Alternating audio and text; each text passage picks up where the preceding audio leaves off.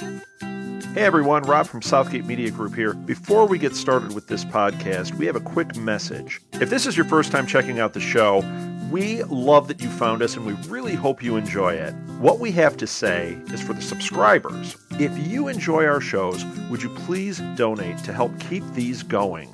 We don't want to have to put traditional ads on these shows, but this does cost money. So we really do rely heavily on donations. To make a donation to the show, please go to our website, www.southgatemediagroup.com. Go to the page for the show, and in the upper right-hand corner is a donate button. It takes you right to PayPal, and you can donate whatever amount you want. Thanks a lot for listening, everybody. And now on with the show.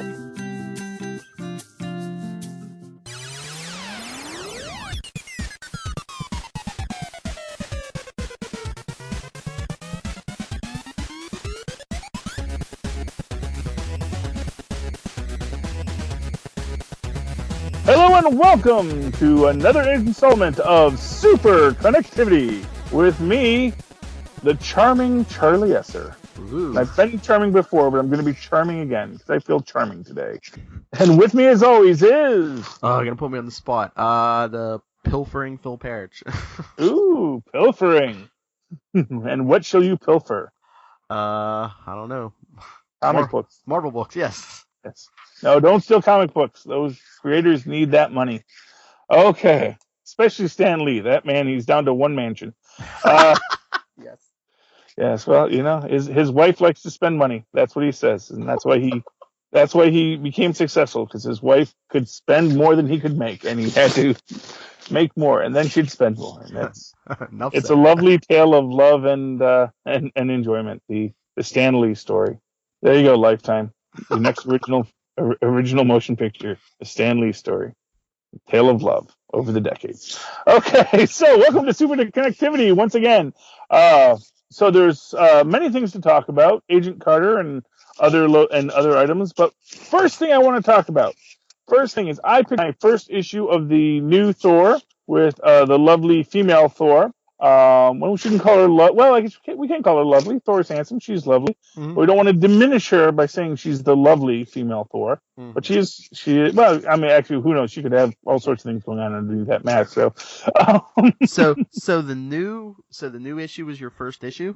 This is my first issue. Yeah, I was thinking I wanted to pick it up, and then I was like, oh, but they're not going to reveal who it is in the first issue, and I was like, oh, debate, and then it was gone. And the second issue came out, and I was like, should pick it up, but it's gone. And then third issue, I said, okay, this time I'm going to get it, because it happened to be a real light week for me that week. Mm-hmm. I had like one book on my pull list, so I said, I'll grab some other stuff. So I grabbed some other stuff, and that was one of the things I grabbed, and I do not regret it. It's a great jumping on book, because it gives you a lot of backstory, and it wraps up to her first arc, I guess. Mm-hmm. Gets her known to the Marvel superhero universe, and that's great. And did a lot to eliminate possible people from the who is the female Thor list, and that was what got me really excited, because it got my gears running, because for those who don't know, we don't know who the female Thor is. But here are the facts that we have. She somehow got to the moon because she was able to lift the hammer. Mm-hmm. She's intentionally hiding her identity, so whoever it is, she doesn't want people to know that she's using Thor's hammer. And as of now, we can eliminate, theoretically, both Freya and I think her name is Torunn. Because that was actually something I was thinking, maybe it's Torunn, who is Thor's daughter from the Avengers Next universe, mm-hmm. Which is the future universe where Ultron has taken over the world, and you have the children of the original Avengers who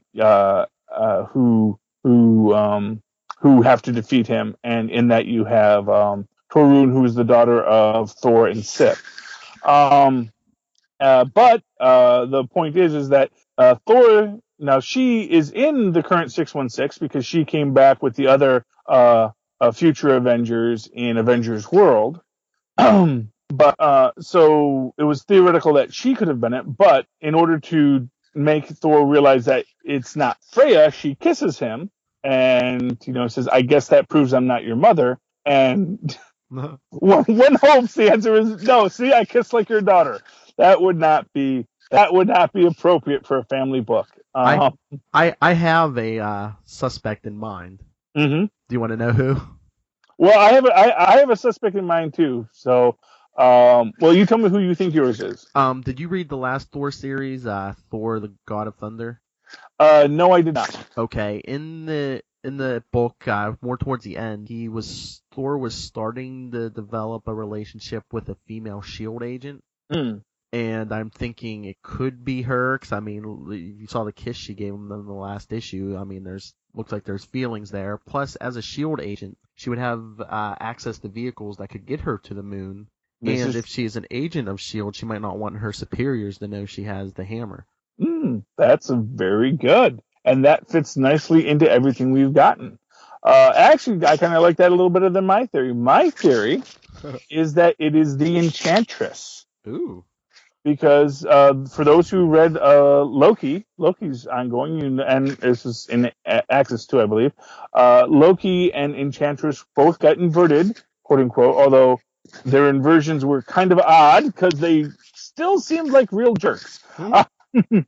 But they were good jerks. They were jerks fighting for right. And in that, Loki repeatedly makes this comment, if the inversion made all of the bad in us good, what about what little good was in us? And, and of course, the implication is it made that what good was in them turn that bad, which is why I love Loki, because they get really into the weeds on this kind of stuff. Anyway, so she gets inverted back to being good.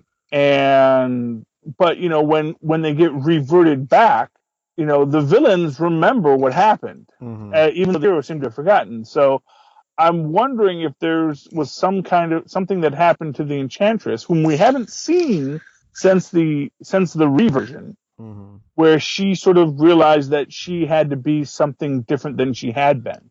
I can kind of shoot a hole in your theory, because I've read this whole series so far, and like in the first issue or two, they don't come out and say it, but they kind of between the lines, they kind of make you believe that this is a mortal, and like the enchantment. I don't know if it turns her into an Asgardian, because I believe she's like it seems like she's thinking like a mortal, but when she speaks, she sounds like an Asgardian.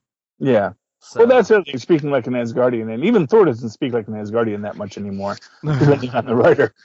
There was one possibility, which was that it was Jane Foster. Oh, yes. Because there is an alternate what-if universe where Jane Foster finds the hammer, and she becomes Thor. Plus, in the last Thor series, he saw her, he visited her at least once or twice. I believe I don't know if she's in remission, or if I know she had some form of cancer.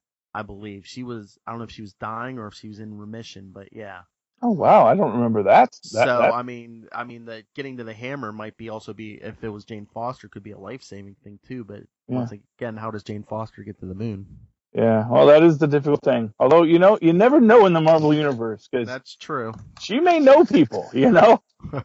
That's the thing, is Moon is just around the block in the Marvel universe. It's true.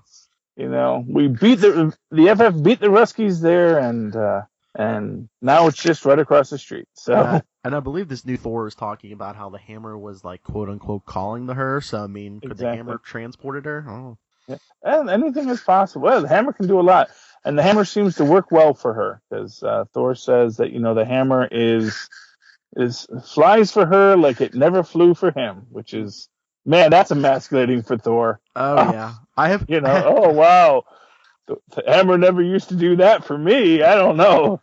All right, I have a big question for you. This has been bugging me for a while. From the original Sin miniseries, that was when Thor suddenly becomes unworthy to wield the hammer. Wasn't Nick Fury whispered something in his ear, and all of a sudden he couldn't? What was that? Well, see, I think that's going to tie into this woman too, because that was when I was thinking, oh, maybe it's Tarun. Maybe it's Thor. You have a daughter who you've abandoned or something. You are unworthy for this. So I'm guessing that whatever that secret was, because I think that there was, because this all ties in, because we had the pictures of female Thor long before this, before that scene happened. So we knew they were going to female Thor. So I think whatever the secret was has to do with whoever winds up wielding the hammer, and however that's going to be. Now, interestingly enough, one other thing to think about is, of course, Nick Fury is on the moon, so he could be manipulating things, and he could have, whomever that this person is, he could have been involved in bringing her to the moon. Although it's said that he's not supposed to be interfering, and that's why he's in the chains. But but the Watcher never interfered either. Wink, wink. Yeah, exactly. Yeah, this is Nick Fury, man. You don't think he had planned for Watchers? No, he's got 6 other LMDs running these gambits for him, so he's set. And it brings me back to my Shield theory. Well, exactly. And honestly, had I known about that character, I might have said, "Oh, well, that's a good idea." Like I said, I like that theory better than the Enchantress, because I think it's supposed to throw you off that she didn't have long blonde hair; she had like short dark hair. But I think the enchantment the hammer changes her appearance. Yeah, or it could just be a wig. Like Batgirl. Oh yeah. She'd put on the red wig, so because short black hair, then she'd put on the red wig and. Her dad couldn't even recognize her. This is from 1968's Batman, if anyone remembers. Batgirl. Yes. Anyway, loved Batgirl, man. Who didn't love Batgirl? Yvonne DiCarlo, if I remember correctly. No, wasn't it Yvonne Craig? Oh, Yvonne Craig. Who's Yvonne DiCarlo? Wasn't she on? Was it Munsters or Addams Family? Oh yeah, that's right. I get my 1960s fantasy television series mixed up sometimes. They all start to blend together. See, that would have been great, the Munsters Batman crossover, but I think we got to wait for a Scooby-Doo crossover for that. So what did you think of this week's Agent Carter? So Agent Carter this week, well, I thought it was. Well, I'm gonna be honest with you. I thought, and I tweeted this when I was watching it. It seemed to me like Leviathan set up this whole wild goose chase just so that Dottie could get into Peggy's apartment. Yeah, maybe. Because it just struck me like, okay, so because first off, so Peggy doesn't go back to her apartment after she leaves. After she leaves the diner, she doesn't go back because Leviathan figured, okay, she's good, because she doesn't really say my key's missing. What happened to my key? Hey, that tall lady that I was having lunch with, she knocked over my purse. And actually, I kind of think she saw that. I was rewatching it. I'm looking at it, and I think she saw that Dottie had palmed her keys, or at least knew something was up. That Dottie was doing something untoward there. So maybe didn't quite know what it was, because she gave her a little sideways glance, because this is Peggy Carter. She is a master spy too. Yeah. So Dottie... I really thought that Dottie was pretty ham-handed in her palming of the keys. Yeah. Might just be that the actress wasn't that good at palming a set of keys, but no, she's lovely as the character. I mean, she's great in that role. But but I definitely thought that Peggy thought something was up with the knocking over of the purse, but then got pulled into this whole adventure with, a couple of the Howlers. They say, oh, it's the Howlers, but, we're missing several. We did not get Gabe Jones back, and they replaced him with Happy Sam Sawyer, who used to be the commander of the Howlers. And I'm sure there's all sorts of angry fanboys online right now. How could they make another classic Marvel character African American? This is disrupting, blah, blah, blah, because and he's supposed to be the officer in charge of the Howlers. I mean, how can you make him just an enlisted man? So that is your nerd rage there. But all in all, I liked it. I liked that. Disney is plugging Snow White there, and that be the training film to teach the girls how to speak English properly. Hey, if you have the rights, why not use them? Yeah, exactly. They can use them. Although I found it interesting that when they do the subliminal messaging, that's another cartoon that isn't a Disney property cartoon. That's some like weird obscure Russian cartoon or something. That when they decide to show that, the subliminal messaging, it's not in the Snow White, although we can assume it was also in the Snow White cartoon. Obviously, they decided, you know what, we cannot have subliminal messages being associated with our product Snow White. So I'm sure that was a whole big discussion, like for a week, between legal and Disney and Marvel Studios about, can we put the subliminal messages in Snow White? Oh yeah. Yes, but that was cool, and oh man, Dottie killing that other girl. Because I assume that was Dottie in training. I think so. Yeah. When she kills the other girl. Now, what's interesting to me in that is, so Dottie's a grown woman, but we still had one little girl left at the facility. So obviously they closed down the facility. Why is that one last girl there, and why is she still a little girl? You see, and that's, that makes me wonder, because that, I mean, let's put it this way: if Black Widow does have some super soldier serum in her, she should have a retarded aging process. She's going to age slower. Could that be baby Scarlett Johansson we saw there? I don't know. Seems unlikely, but interesting. And we do know that she was that age when she started, as she said in the Avengers. Or some kind of suspended animation, because in the comics, isn't that what they did with Winter Soldier? After, when he was between missions, they put him in deep freeze. Yeah, they did, and that, of course, could eventually lead to how those two wind up having that lovely relationship. And because point of order in there, Russians have Winter Soldier. Russians have whatever the Red Skull's version of the super soldier serum was, because that's in the MCU, was they also gave him some super soldier serum, and like they were testing stuff on him as a guinea pig. That was something that was, got to read the extra books, but yeah, that was revealed. But that's another reason why he's still young and youthful, even though he was out and around more, was because he actually has some super soldier serum in it as well.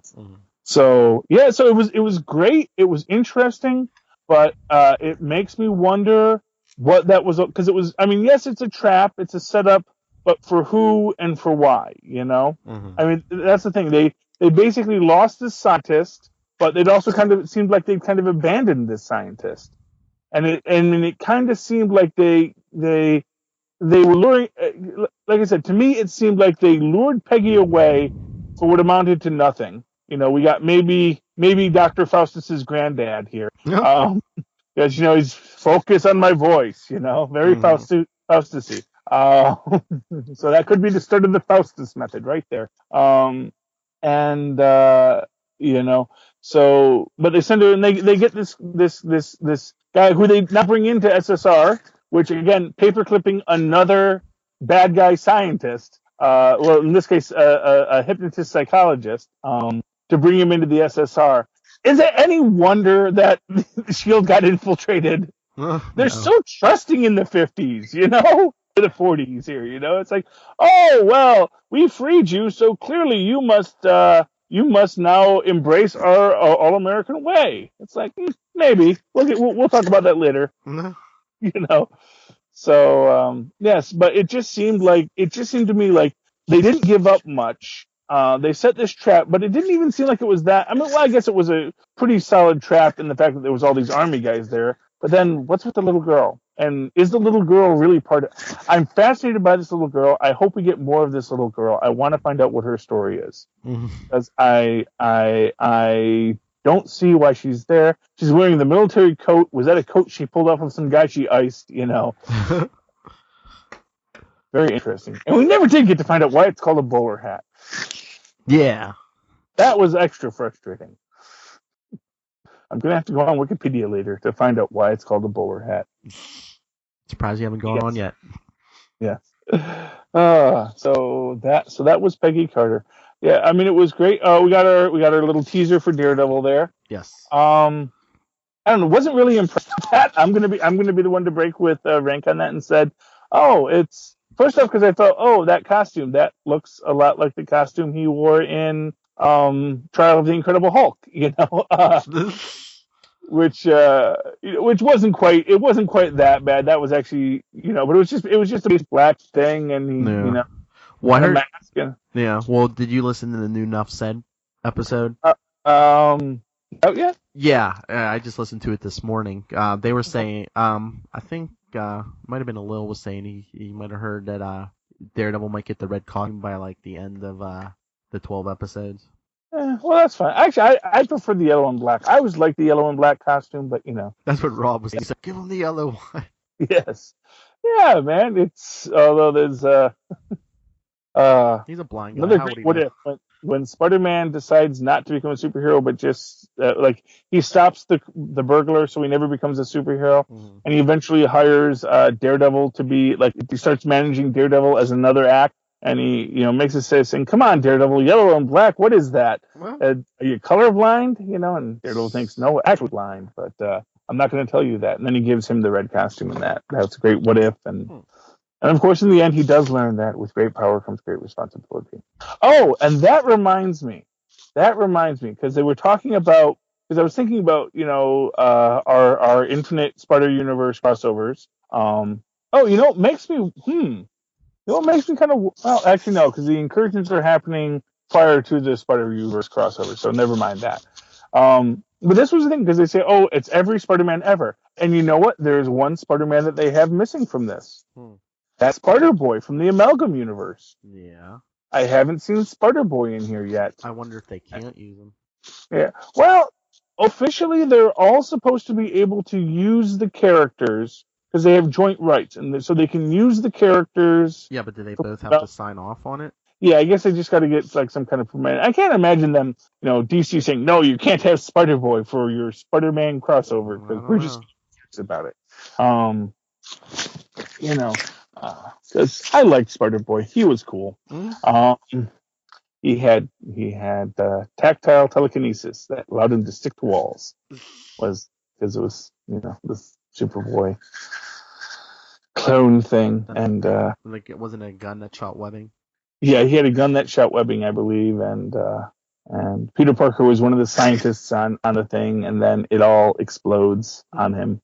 They were trying to recreate the super soldier serum it's made, which is, that was a great, the super soldier serum, because it's made from essentially the fetal remains of Superman. Is the idea that when the ship crashes, the baby inside is dead, but they take his genetics and they inject it into Steve Rogers, and that's how he becomes super soldier. That is just crazy, man.